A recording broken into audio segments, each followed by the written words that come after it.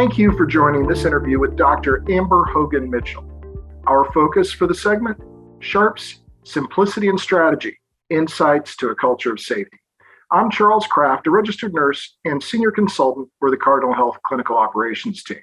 Cardinal Health understands that clinicians in many settings are facing extraordinary challenges in the safe provision of care. Increased patient load, clinician burnout, severe supply chain disruptions, all can erode your culture of safety for routine procedures such as injections. Now, amid mass vaccination efforts, clinical leaders are tasked with preventing needlestick injuries, while staff are often rapidly adapting to new products and processes that can impact their safety. The Cardinal Health Monoject Sharp Safety Team is pleased to chat with Dr. Mitchell and discuss key considerations to help simplify sharp safety while reducing opportunities for needlestick injuries. First, some background on our esteemed guest. Dr. Amber Mitchell is the International Safety Center's President and Executive Director, distributing the Exposure Prevention Information Network, also known as EPINet, to healthcare to measure occupational exposures to needlesticks, sharps injuries, and other blood and body fluid exposures. Her career has been focused on public health and occupational safety and health related to preventing infectious disease. She has worked in the uniformed services, the public, private, and academic sectors, and began her career as the first OSHA National Bloodborne Pathogens Coordinator, receiving several Secretary of Labor Excellence Awards for her work on bioterrorism and public preparedness. She has her doctorate of public health degree from the University of Texas School of Public Health and her master's in public health from the George Washington University. Dr. Mitchell also works as an occupational infection prevention expert, consulting to several government agencies, including the National Institute for Environmental Health Sciences and the Occupational Safety and Health Administration. Last year, she had her first book published by Springer titled A Practical Guide to Preventing Occupational Exposures to Infectious Disease in Healthcare. Dr. Mitchell, welcome. Thank you so much for having me, Charles. I'm excited to sit down with you today. And thanks so much for the invitation from Cardinal Health. And I'm excited just to dive right in. Excellent. Our pleasure to have you today. First question. Despite being on the radar of so many in healthcare for so long, credible information, including that from your EPINet data, has shown sharps injuries are an ongoing issue, particularly as it relates to injuries during skin injection. What have you seen that are the key challenges in healthcare facilities contributing to this phenomenon? I think really first, a facility needs to start with much more robust surveillance when injuries and exposures are happening to healthcare workers. It's important because we need to capture and measure what's happening in a facility for it to stay on the radar. So for people that may be using just the bare minimum requirement for the OSHA bloodborne pathogen standard, which is simply the sharps injury log, it's more of a tally of incidents or injuries or exposures, and not so much the detail around how that injury happens, exactly what device was being used, what procedure was being done, if a sharps injury prevention feature was part of that device, if that feature was activated or not. So, I think we spend a lot of time on surveillance for healthcare associated infections and patient quality and safety, but we really need to spend more time understanding the risks around occupationally acquired infections. And we learned a lot of this during COVID. But I think first and foremost, it just starts with these types of important occupational health and safety risks staying on facilities' radar so that we can work to prevent them in the future. Along these same lines, Dr. Mitchell, as a follow-up, what are the aspects of an effective sharp safety training program that you think are most often overlooked? The training programs are a basic requirement of the OSHA bloodborne pathogen standard, and these requirements have been in place for years, actually since the early 1990s. Now, I think some of the elements that are missing are that the training isn't just a one-time training. It needs to be done prior to placement into a job. It needs to be done at least annually, and then it needs to be done when anything changes. Let's say when a procedure changes, when a device changes, when a patient population is different or changing. So these are some critical elements that are incorporated into the training, but even before the training takes place, the importance of frontline employee evaluation, identification, and selection of devices that are used in the facility. When an employee or a user feels more comfortable with a device, when they feel that they can activate the safety feature safely and dispose of it safely, it means that there's more confidence in the use of that device and in maintaining a worker's own safety and the safety of their patients. So this then makes training a little bit more intuitive, a little bit more easier to implement because people are already a lot more comfortable with the devices that they're using. And I've seen, prior to placement, if training is not done prior to placement, let's say for a nursing student, where there's might be more focus in years past with on-the-job training. If a nursing student is injured, and I've seen this before, it's changed the trajectory of their career and their life. So really that confidence prior to putting somebody in a clinical environment is also one of the essential elements of training. Excellent. Thank you. Speaking specifically to implementing new sharps with engineered sharps injury protection for needles and syringes, be it needle and syringe or safety syringes, we know the operation of products and methods of deployment for safety devices or the safety feature. It can vary from brand to brand. So how can clinical leaders best approach situations like this where supply chain issues may have led to implementation of a new safety product? This gets into the importance again of that frontline employee evaluation, because devices would have been selected based on their evaluation and feedback. But the bloodborne pathogens compliance needs to be happening even when supply issues arise. And the question is really important because there is such a wide variety. There's different types of features. The features are activated in different ways. And a ton of research and development go into these devices so that they can be used safely and effectively. They can deliver the right medication. They can deliver it within the right time frame. And this really impacts the safety of both the patient and the healthcare worker. And this really isn't something that we can take advantage of thinking about for the importance of the devices, the integration of the safety features within the devices, despite whether there are supply chain issues or not. Great insights. We have to solicit that end user feedback to implement. It's been my experience, Dr. Mitchell, and I think a lot of others might share this point of view, that effective education on safe handling and use of sharps devices has always been a key element of a successful implementation. Given the wide range of options for delivering educational content on the use of safety devices, what, in your opinion, are the most effective tools or platforms for educating healthcare workers in today's world?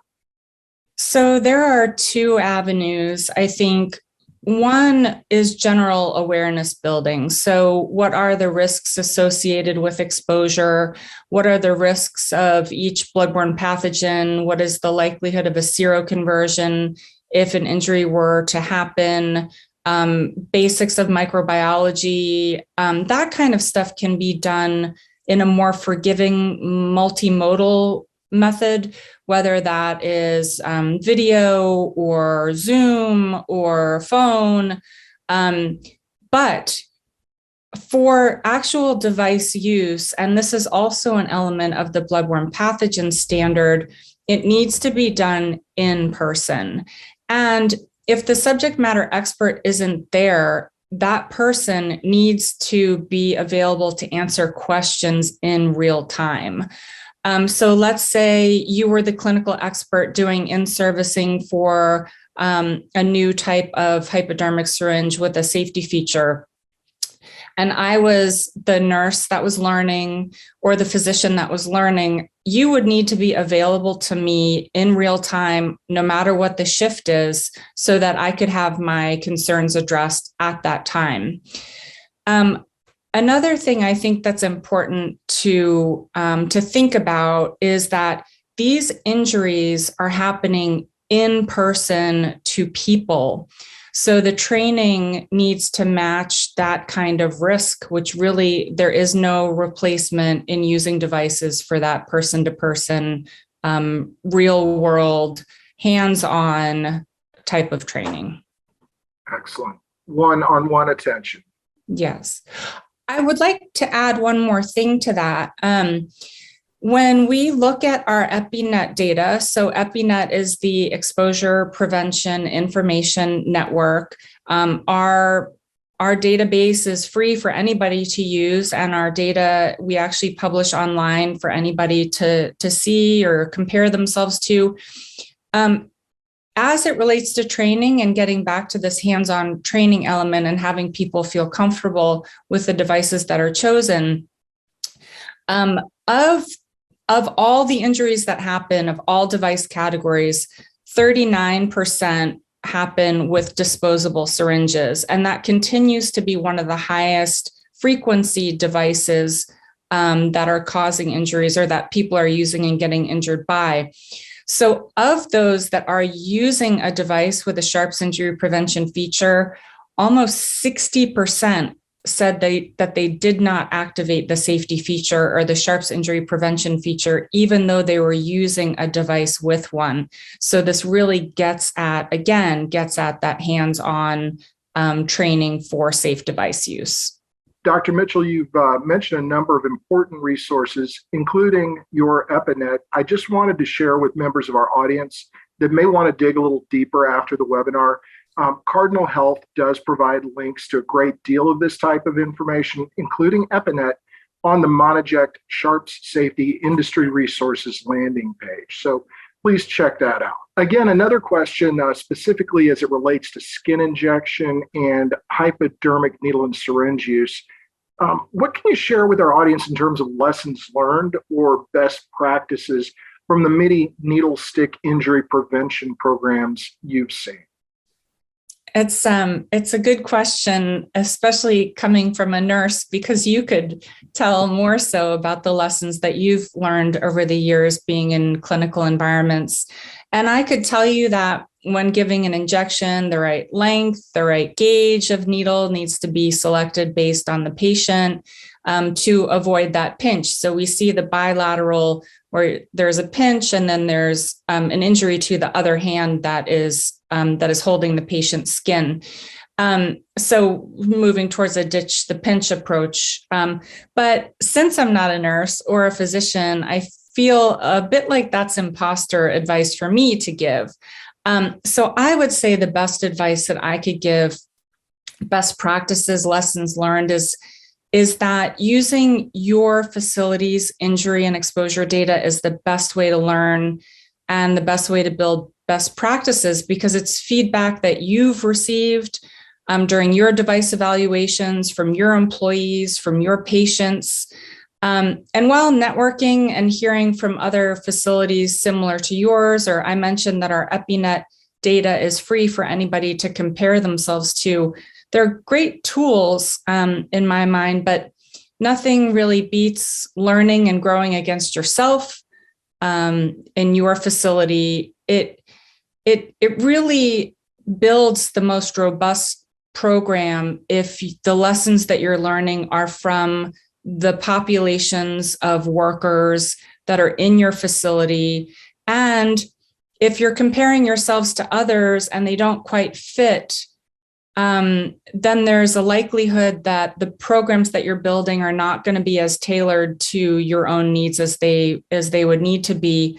And really incorporating voices from different clinical practices, different professional groups, because sharp safety Again, according to our EPINet data, about a quarter of all injuries occur to a non-user, meaning that that sharp was not safely disposed of, and it happened to a linen or laundry worker or environmental services.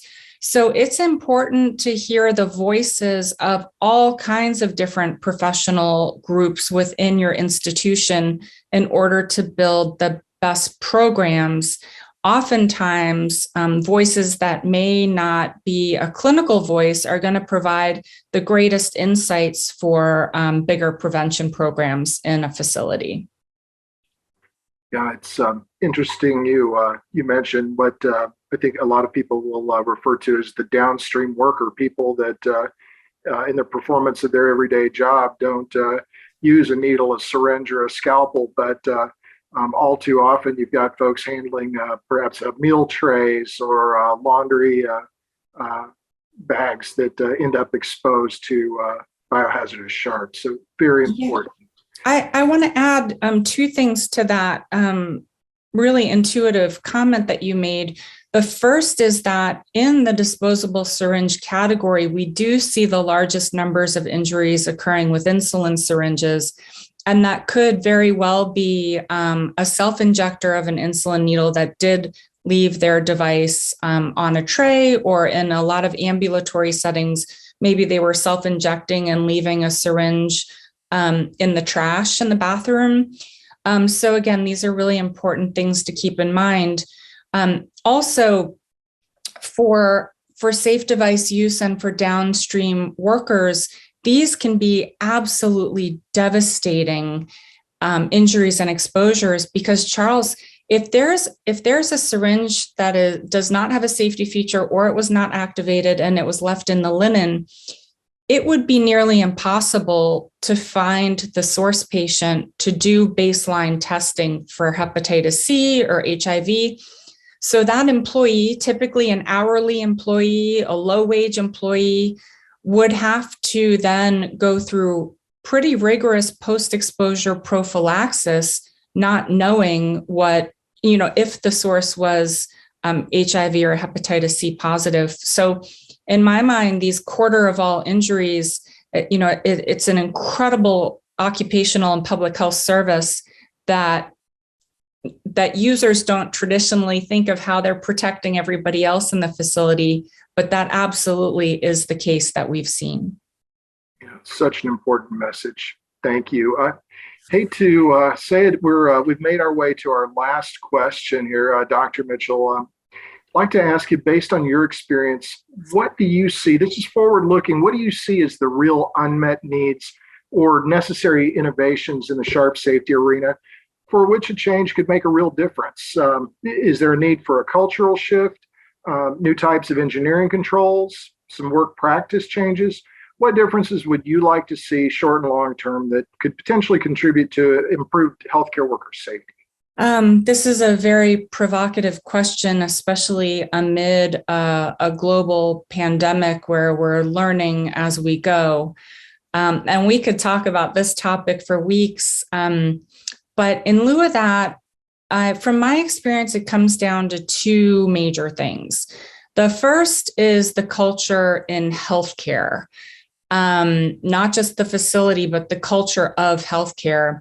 And the second is related to improvements in technology and design. So first, I believe the practice of healthcare needs to pay more attention to occupationally acquired infections among workers, in addition to what we already pay a lot of attention to, which is healthcare-associated infections among patients. Typically, when we think about infection prevention, we think about patient infection prevention. And COVID really taught us or reminded us why occupational infection prevention is absolutely key to the infrastructure of our healthcare system, because without a healthy community of healthcare workers, we're really not adequately prepared to make and keep our communities healthy.